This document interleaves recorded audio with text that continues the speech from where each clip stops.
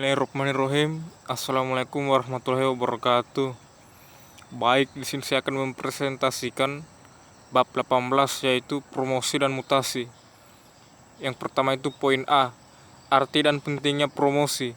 Promosi adalah sebuah proses perubahan dari pekerjaan ke pekerjaan lain dalam wewenang dan tanggung jawab lebih tinggi daripada wewenang dan tanggung jawab yang telah dibebankan kepada diri pegawai pada waktu sebelumnya. Prinsip promosi sebagai langkah pembinaan pegawai. Perusahaan besar mempunyai alokasi di biaya tinggi dalam hal pembinaan pegawai dapat lebih mudah menyisihkan waktu manajerial untuk mengikuti pendidikan dan latihan, dan biasanya lebih canggih dalam memilih pegawai yang akan dipromosikan. B. Penerapan kriteria untuk promosi. Kriteria umum dalam rangka mempromosikan pegawai yaitu 1. Senioritas, 2. Kualifikasi pendidikan, 3. Prestasi kerja, 4. Karsa dan daya cipta, 5. Tingkat loyalitas, 6. Kejujuran, dan 7. Keluasan.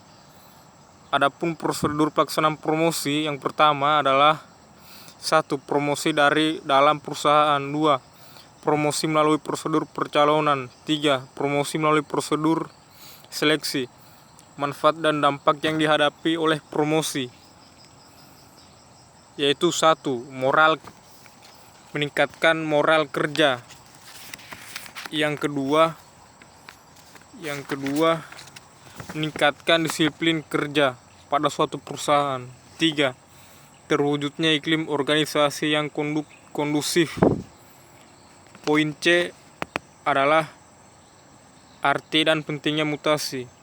Mutasi sendiri adalah kegiatan kepegawaian yang berhubungan dengan proses pemindahan fungsi, tanggung jawab, dan status kepegawaian seseorang ke pegawai situasi tertentu dengan tujuan agar pegawai yang bersangkutan memperoleh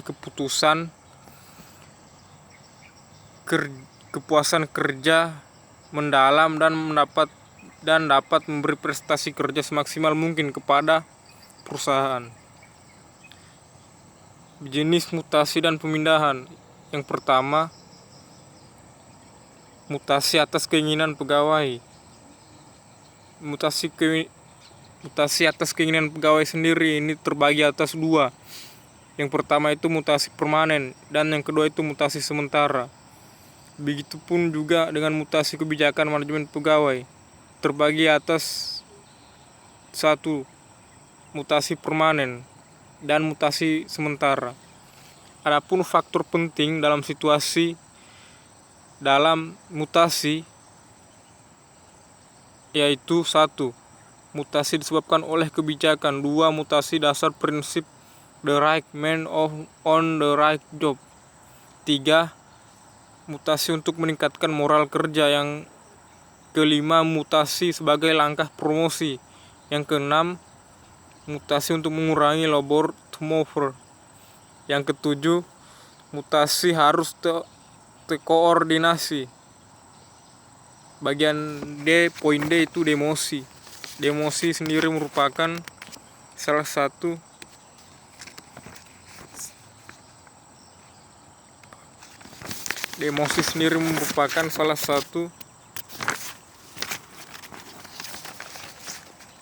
penurunan pegawai di dalam suatu organisasi perusahaan. Jadi dalam suatu organisasi kemungkinan bisa terjadi promosi, bisa juga akan terjadi demosi terhadap pegawai. Berkaitan dengan demosi perlu diperhatikan hal sebagai berikut.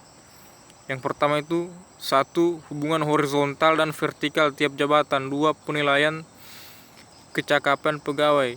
3. Penentuan tugas dan wewenang dan tanggung jawab tiap pegawai. 4. Penilaian prestasi pegawai. Dan kelima, ramalan lowongan dan data pegawai.